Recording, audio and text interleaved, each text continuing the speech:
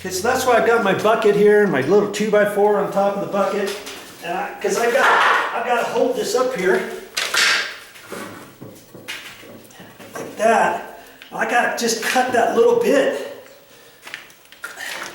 And this back saw is nice and sharp. And I just hold it up there. All I'm going to do is pull back on it to get it started. Do that a couple times. Now I can go forward.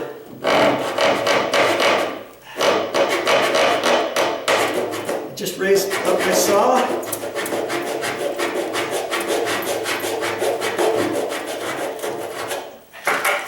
I can see where my line is on the other side.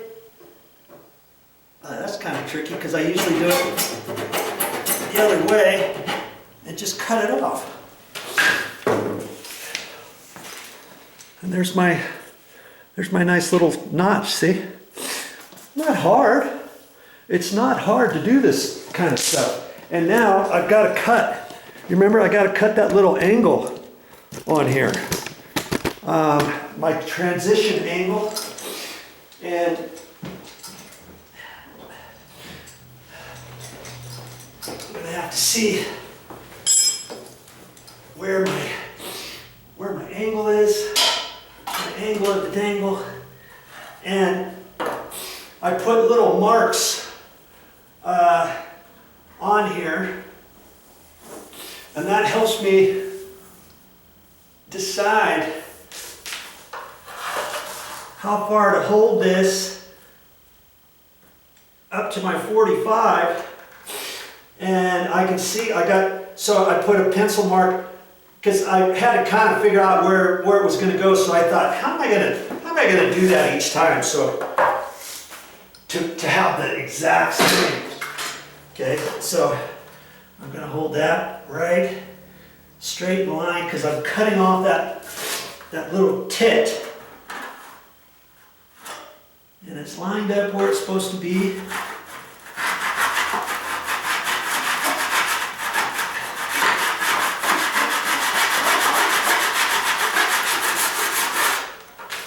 Okay. That's cutting the end because that's my finished end. Now I can take my rasp and kind of hit that. And I'm kind of curving that and flattening that little bit out. And I'm getting all my other bits cleaned up to see how it's going to fit. And if I need to file a little bit more, I can file some more. Okay, there. This thing is nice and sharp.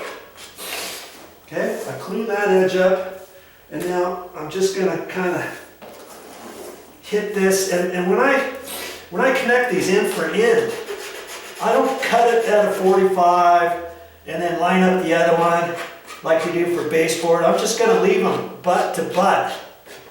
And then I'll put a little bit of caulking on there when I push the other one up tight to it. And have it clean. We're going to wipe this off because it just accumulates. This stuff accumulates lint and stuff, okay? So now I'm going to see how this one fits. Yeah, all this for one little cut. And that's why I wear my, I got a knee brace on, and sometimes it slides down, so I have to reposition it. And I got a back support brace on. I got my knee pad, and now I can look at that, push that. It's right up nice and tight. That's tight. The transition looks really good. If anything, oh, that looks good. I think I'm going to leave that right like that. And where my pencil mark is, I just get rid of that.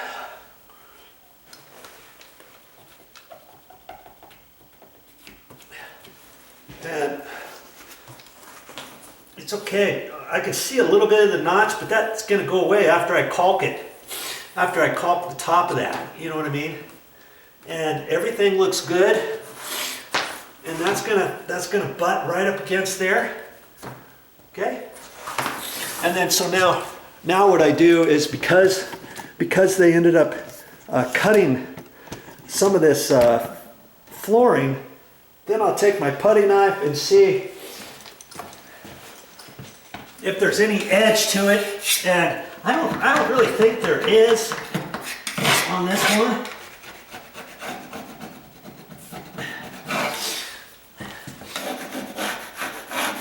But look on the edge of the bottom of the baseboard, and if they cut your flooring, because he cut it with a multi-tool, and sometimes that throws the plastic up a little bit, and if that cut is a little bit short of the baseboard, which sometimes it is, which is fine because your trim covers it up, it's got a raised edge, so then you have to kind of go along there and make sure it gets flat, you know, when you use your file or your putty knife along there. Okay, so that it's looking actually really good.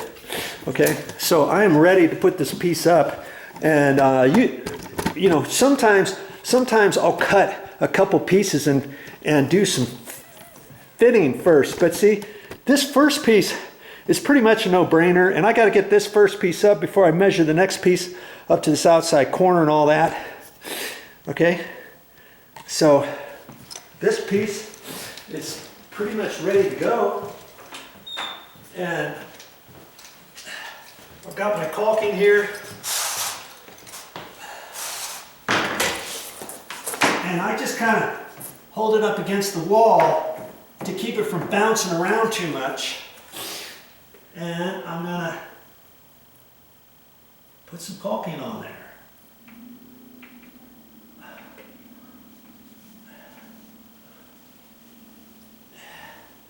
You can have a continuous long bead, or you can tap it, tap, tap, tap. However suits you. Be mindful that this is the only way it's being glued up to the base board. So if your baseboard's short, you may have to keep this strategically located on here so that it's going to stick. Because the baseboard here is not all the way down to the floor. Okay? So if I put it too close to where it's going to hit the floor, it might not even be up against the base, you know what I mean?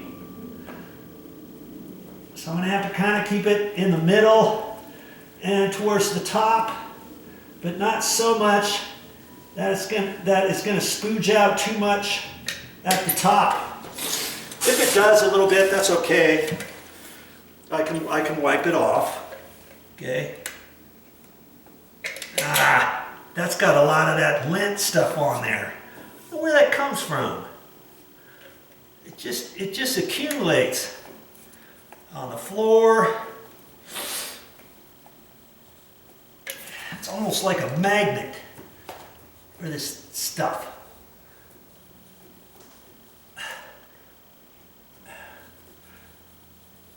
Yeah, this is how I've been doing every single piece. I'm not doing this one any different than I've been doing the others. Okay? Now, I just have to be careful as I flop it up there, right?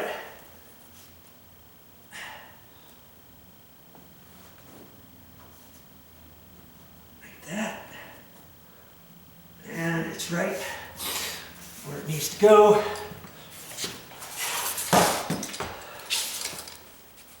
I'm going to wipe some of that lint stuff off of here.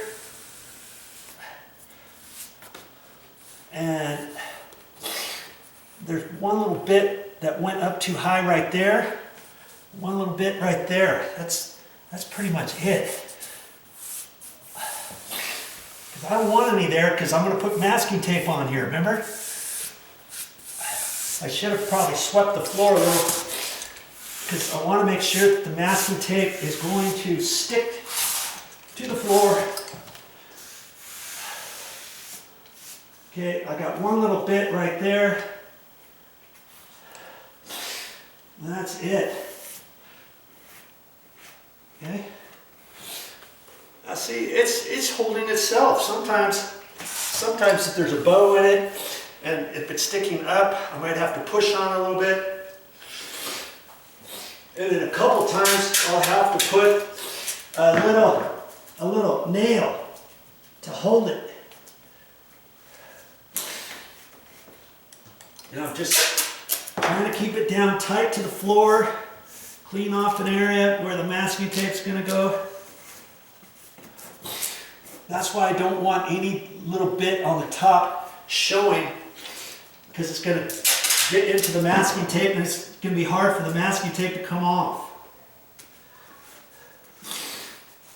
And I'm not using blue masking tape because I'm only leaving this up for a couple days.